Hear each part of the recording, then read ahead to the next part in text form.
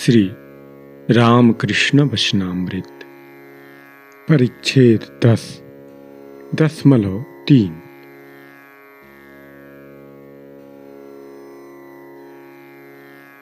तव कथामृतम्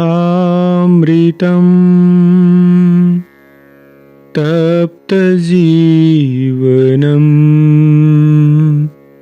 कविभिरीडितम्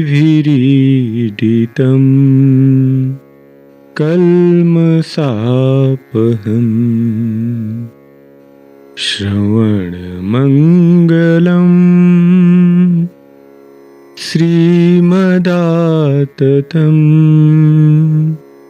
भुवि गृह्णन्ति ये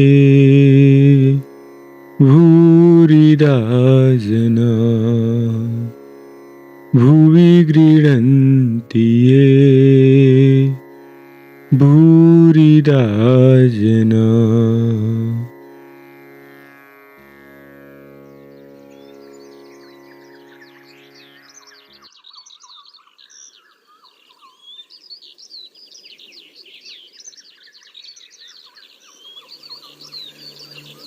नींद खुलने पर भक्तों में से कोई कोई देखते हैं कि सवेरा हुआ है।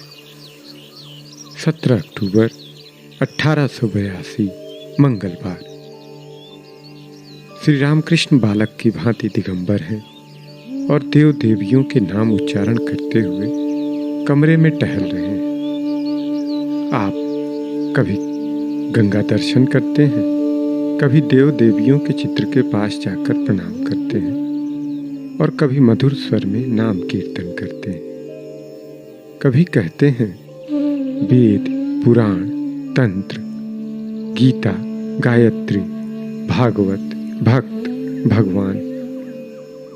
गीता को लक्ष्य करके अनेक बार कहते हैं त्यागी त्यागी त्यागी त्यागी। फिर कभी तुम ही ब्रह्म हो, तुम ही शक्ति, तुम ही पुरुष हो, तुम ही प्रकृति, तुम ही विराट हो, तुम ही स्वराट, अर्थात स्वतंत्र अद्वितीय सत्ता। तुम ही नित्य हो, तुम ही लीलामयी, तुम ही सांख्य के 24 तत्व हो।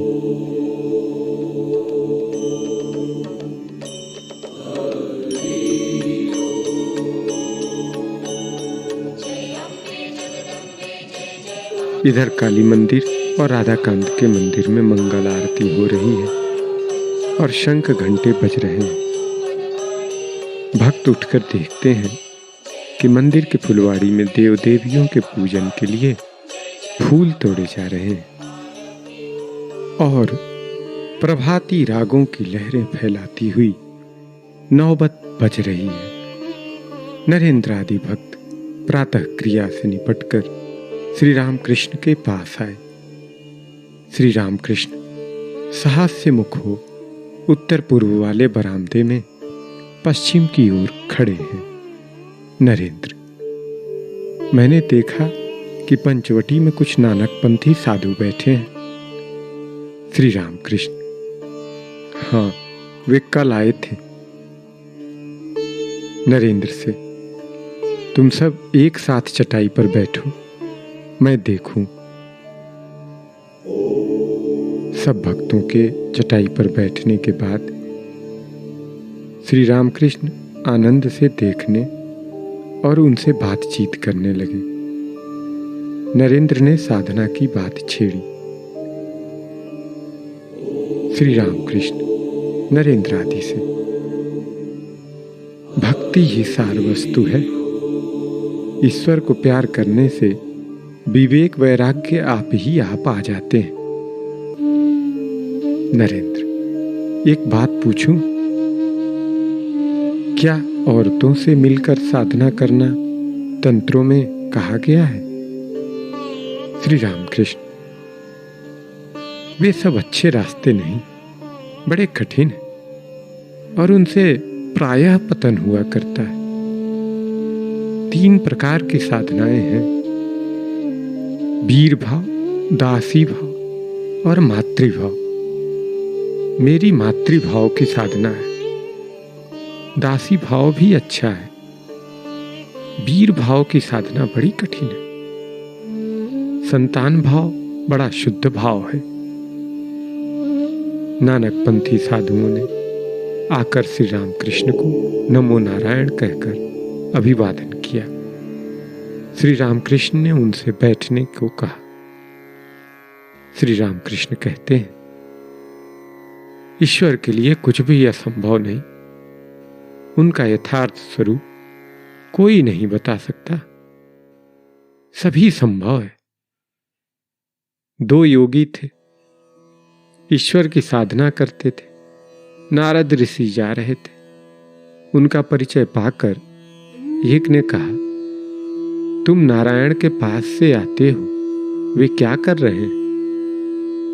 नारद जी ने कहा, मैं देख आया कि वे एक सुई के छेद में ऊंट हाथी घुसाते हैं और फिर निकालते हैं। उस पर एक ने कहा, इसमें आश्चर्य ही क्या है, उनके लिए सभी संभव है। पर दूसरे ने कहा, भला ऐसा भी कभी हो सकता है, तुम वहां गए ही नहीं। दिन के 9 बजे होंगे। श्री रामकृष्ण अपने कमरे में बैठे हैं। कोन्नगर से मनमोहन सपरिवार आए हैं। उन्होंने प्रणाम करके कहा, इन्हें कलकत्ते ले जा रहा हूं। कुशल प्रश्न पूछने के बाद श्री रामकृष्ण ने कहा, आज माह का पहला दिन है और तुम तो कलकत्ते जा रहे हो। क्या जाने कहीं कुछ खराबी ना हो। यह कहकर जरा हंसे और दूसरी बात कहने लगे। नरेंद्र को मग्न होकर ध्यान करने का उपदेश। नरेंद्र और उनके मित्र स्नान करके आए। श्री रामकृष्ण ने व्यग्र होकर नरेंद्र से कहा, जाओ बट के नीचे जाकर ध्यान करो, आसन दूं? नरेंद्र और उनके कुछ ब्रह्म मित्र पंचवटी के नीचे ध्यान कर रहे हैं। करीब 10:30 बजे होंगे। थोड़ी देर में श्री रामकृष्ण वहां आए। मास्टर भी साथ हैं। श्री रामकृष्ण कहते हैं ब्रह्म भक्तों से, ध्यान करते समय ईश्वर में डूब जाना चाहिए। ऊपर ऊपर तैरने से क्या पानी के नीचे वाले लाल मिल सकते हैं? फिर आपने राम प्रसाद का एक गीत गाया।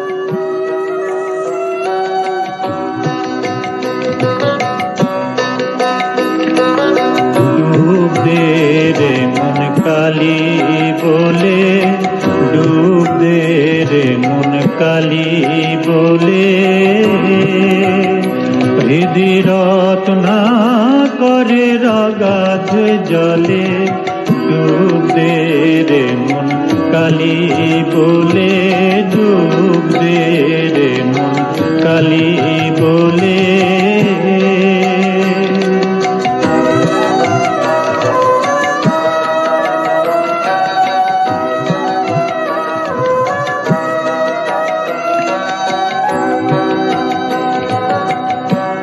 রত্নাকর নয় শূন্য কখন, দু চার ডুবে ধন না পেলে। রত্নাকর নয় শূন্য কখন, দু চার ডুবে ধন না পেলে। তুমি দম সামর্থ্যে এক ডুবে যাও, কুলো কুণ্ডলিনী রে কুলে। তুমি দম সামর্থ্যে এক ডুবে যাও, কুলো কুণ্ডলিনী রে কুলে। ডুব দে রে মন কালী বলে, ডুব দে রে মন কালী বলে।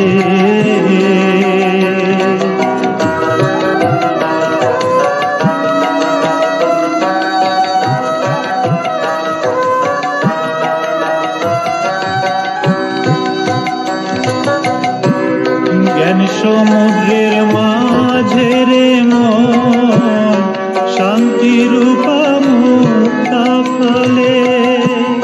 জ্ঞান সমুদ্রের মাঝে রে মন,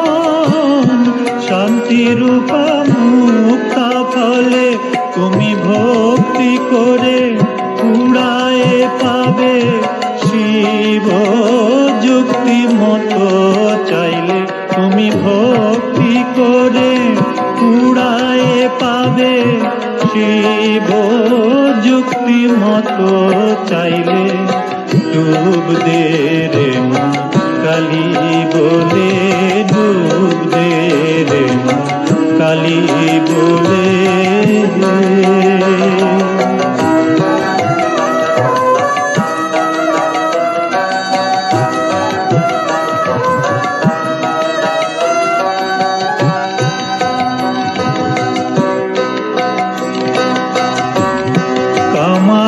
ছয় কুম্ভীর আছে আহার লোভে সদাই চলে কামাদি ছয় কুম্ভীর আছে আহার লোভে সদাই চলে তুমি বিবেক হলদি গায়ে মেখে যাও ছোঁবে না তার গন্ধ পেলে তুমি বিবেক হলদি গায়ে মেখে যাও ছোঁবে না তার গন্ধ পেলে ডুব দে রে মন কালী বলে ডুব দে রে মন কালী বলে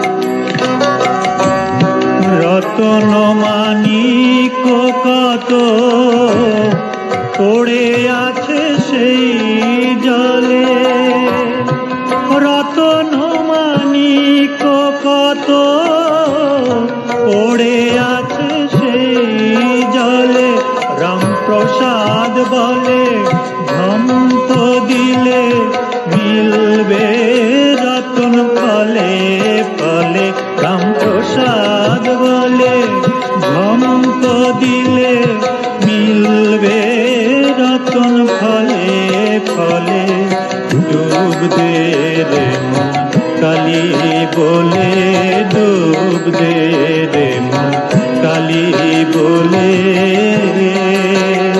হৃদি রত্না করে অগাধ জলে ডুব দে রে মন কালী বলে ডুব দে রে মন কালী বলে ডুব দে রে মন কালী বলে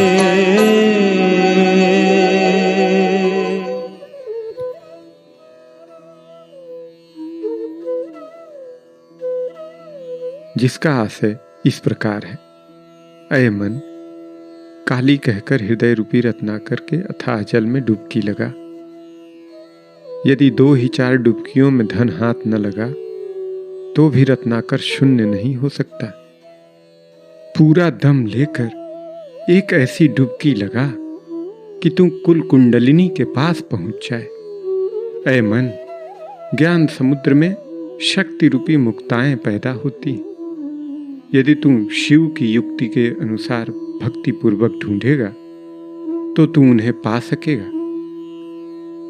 उस समुद्र में काम आदि 6 घड़ियाल हैं जो खाने के लोभ से सदा ही घूमते रहते हैं।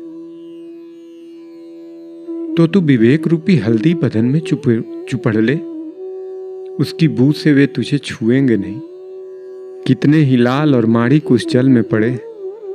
राम प्रसाद का कहना है कि यदि तू कूद पड़ेगा तो तुझे वे सब के सब मिल जाएंगे। ब्रह्म समाज, वक्तृता और समाज संस्कार, सोशल रिफॉर्म्स।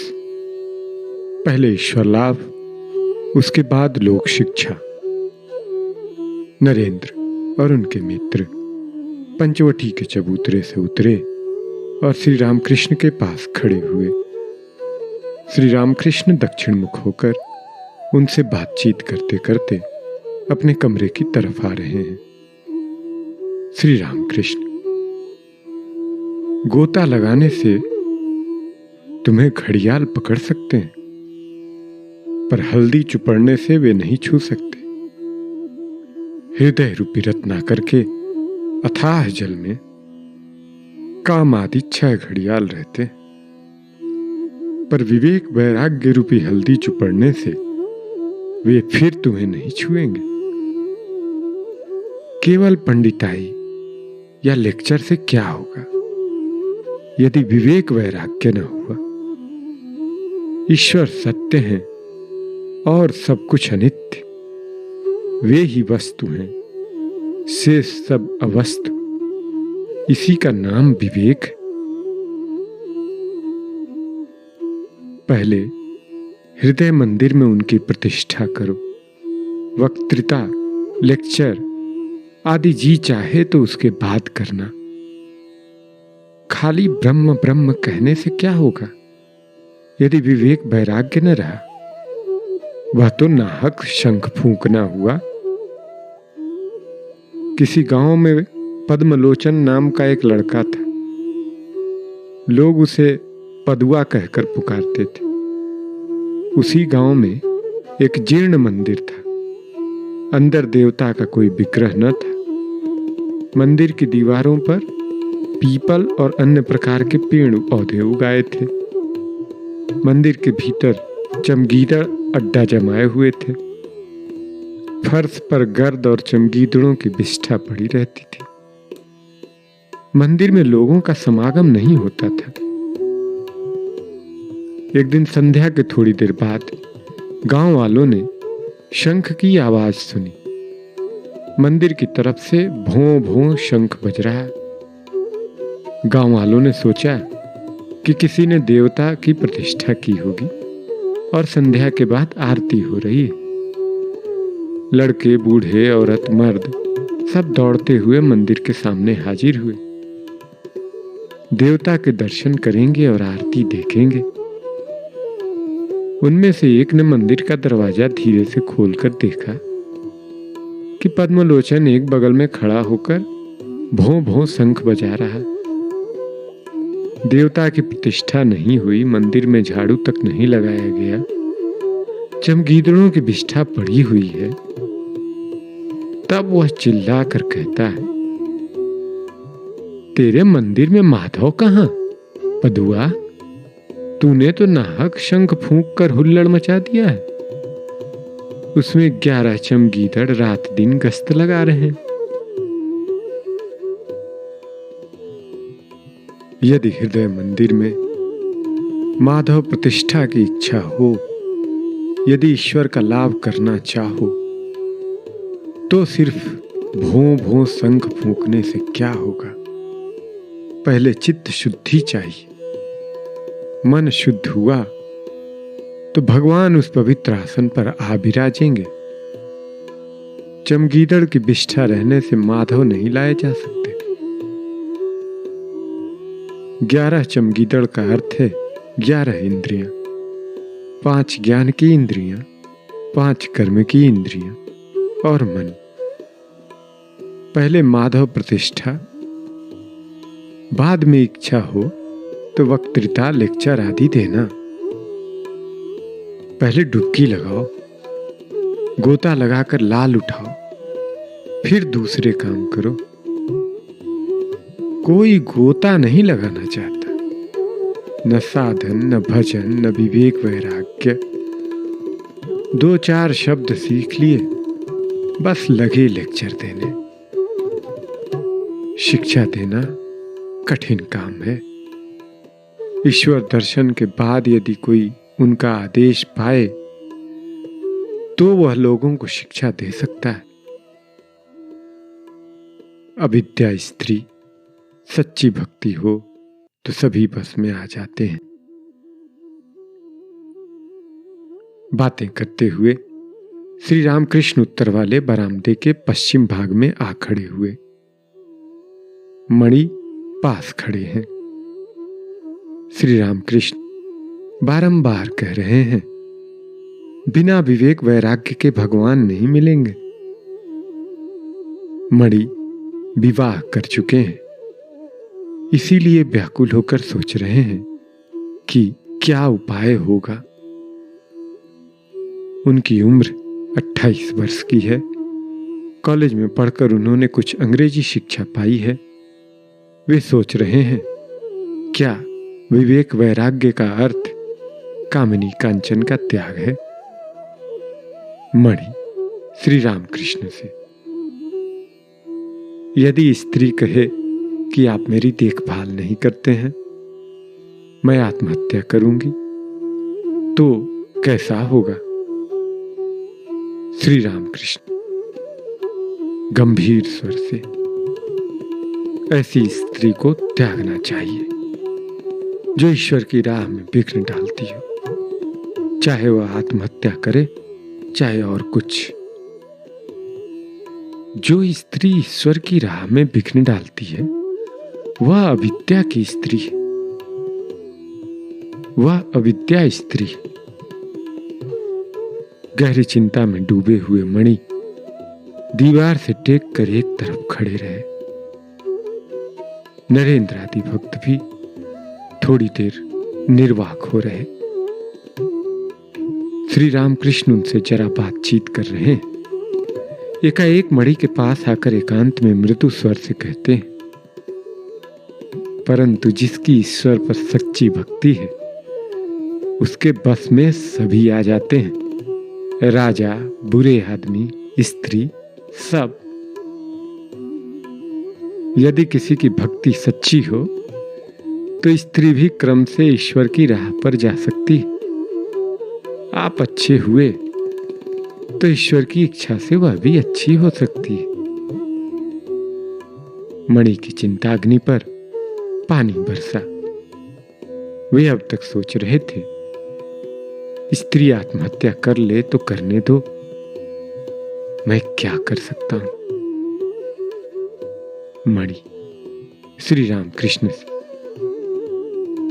संसार में बड़ा डर रहता है। श्री रामकृष्ण मणि और नरेंद्र से। इसी से तो चैतन्य देव ने कहा था, सुनो भाई नित्यानंद, संसारी जीवों के लिए कोई उपाय नहीं। मणि से एकांत में, यदि ईश्वर पर शुद्धा भक्ति न हुई तो कोई उपाय नहीं। यदि कोई ईश्वर का लाभ करके संसार में रहे तो उसे कुछ डर नहीं। यदि बीच बीच में एकांत में साधना करके कोई शुद्धा भक्ति प्राप्त कर सके तो संसार में रहते हुए भी उसे कोई डर नहीं। चैतन्य देव के संसारी भक्त भी थे। वे तो कहने भर के लिए संसारी थे, वे अनासक्त होकर रहते थे।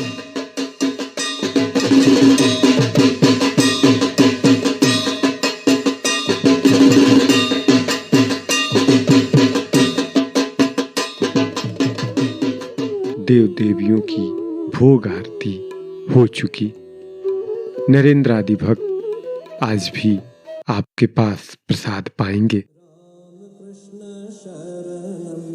राम कृष्ण शरणं शरण्ये, राम कृष्ण शरणं, राम कृष्ण शरणं, राम कृष्ण शरणं शरण्ये।